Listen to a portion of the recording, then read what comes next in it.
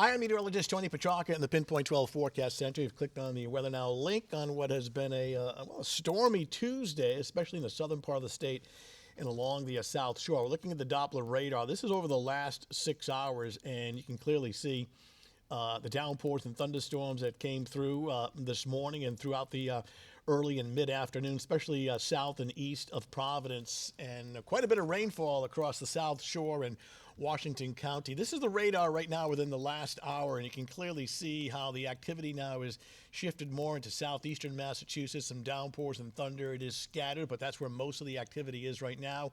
So a little bit of a lull. We look at the Doppler radar estimate as to how much rain has fallen, and you can clearly see that stripe of light green and some specks of yellow, generally between 2 and 4 inches of rain in this stripe, especially along the South Shore. TJ with me in the Weather Center. What was that report you heard in Newport?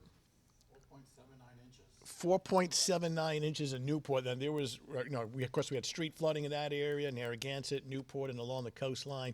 The worst of that rain has moved out of this area. We're going to watch for another chance for, albeit scattered, of a few showers and thunderstorms early this evening, especially north and west of Providence. So we're in a bit of a lull across Rhode Island. Notice in Newport, it's a lot better right now. In southeastern Mass, now we're taping this as of 3:30, is still getting some downpours. So we'll keep the threat tracker elevated into a weather alert through about, say, 8 o'clock this evening, an isolated thunderstorm or downpour, although I think this time the location is going to be mainly north and west of Providence, northeast Connecticut, Worcester County, and that would be from roughly between about 7, 8, 9 o'clock in the evening.